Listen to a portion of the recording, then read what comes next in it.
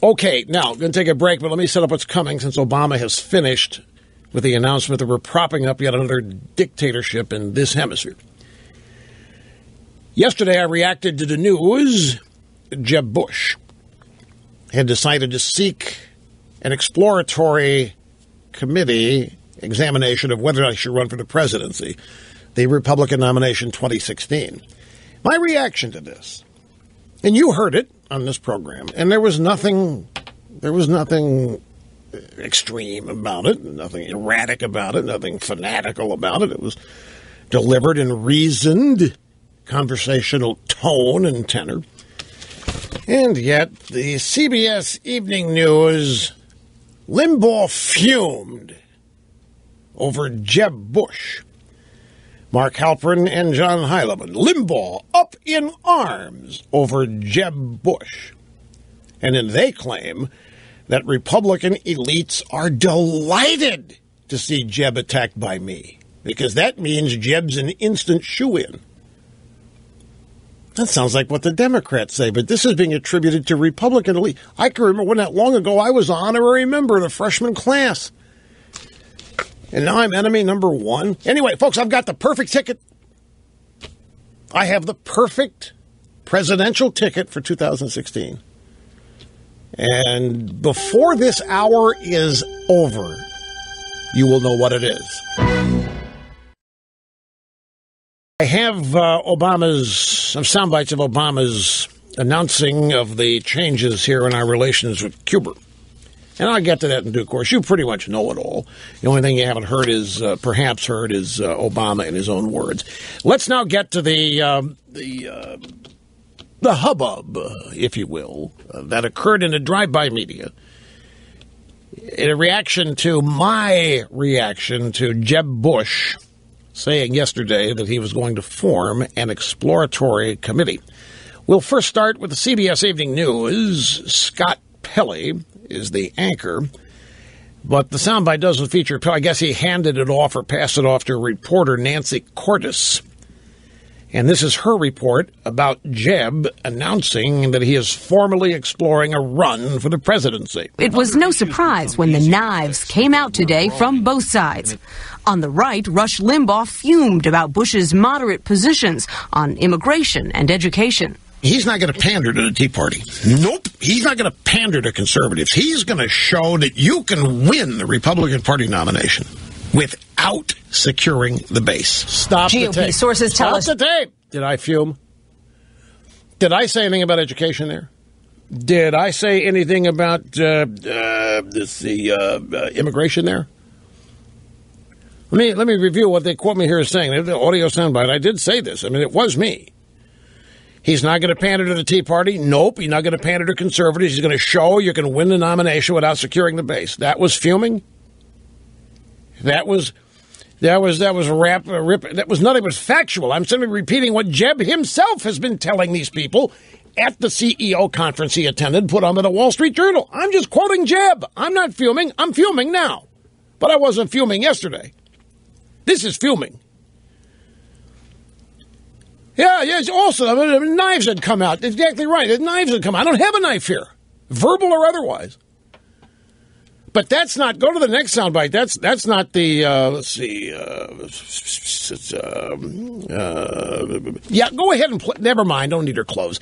Go to soundbite 2. There's a new show now, not the CBS News. This comes from Bloomberg TV's, which means nobody saw it. With all due respect, co-host John Heilemann, who co-hosts the show with his buddy Mark Halperin. And here is their take, essentially that Rush Limbaugh, was up in arms over Jeb's announcement. Rush Limbaugh. Here's an edited version of his hot take today. Jeb Bush is out telling donors, potential donors, CEOs, and the like, that he is not going to compromise his principles, like others have, in order to get the nomination. Meaning he's not going to pander to the Tea Party. Nope. He's not going to pander to conservatives. He's going to show that you can win the Republican Party nomination without securing the base. Their wildest dream is to render the Tea Party conservatives an irrelevant factor. Okay. Was I up in arms there? Was I fuming? Was I angry?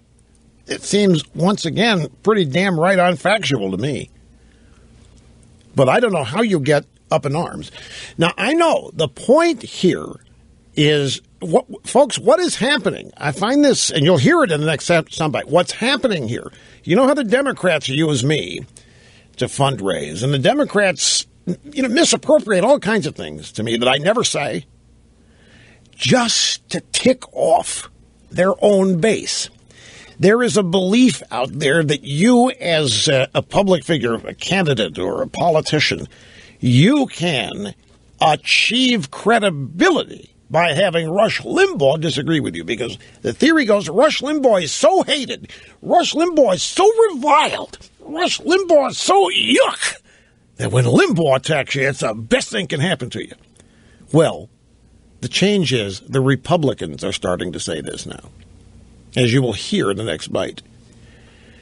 And this is Heilemann continuing, and Halperin will have a voice in this one, too. We've got an exploratory committee here. We've got Rush up in arms. This was Jeb's first move. What are his next moves?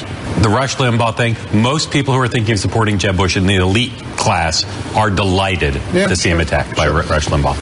Yeah, it's delighted. So the elites, okay, who are the elites? Well, that would mean the money men, the chamber, big donors, the Republican consultants, maybe the Republican congressional leadership. They're just happy as can be and I didn't even attack. All I'm doing is reacting, which is what I always do.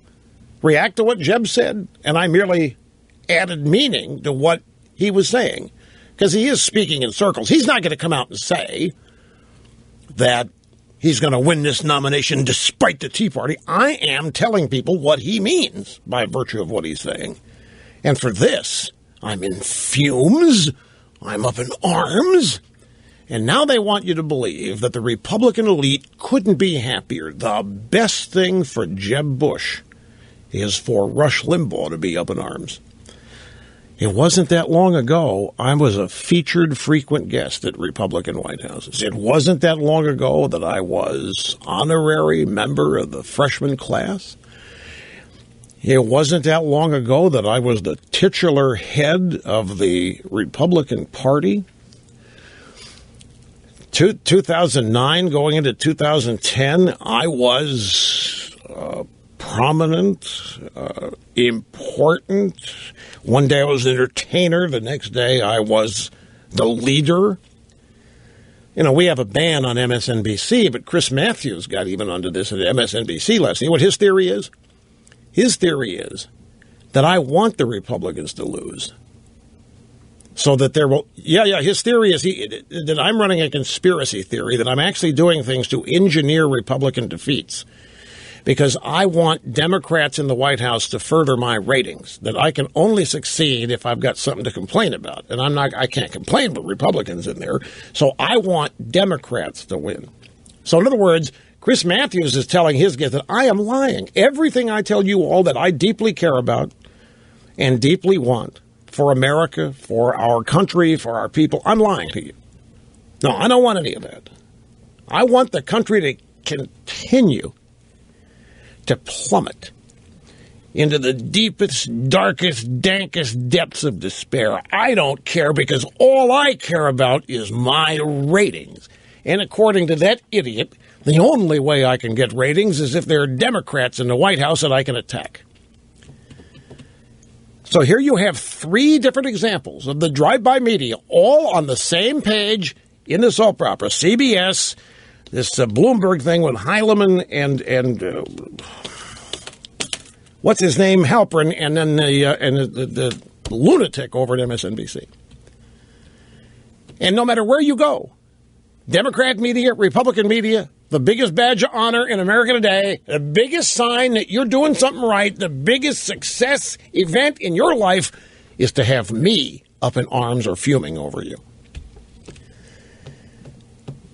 My parents, folks, my parents would not believe my life. They would not believe.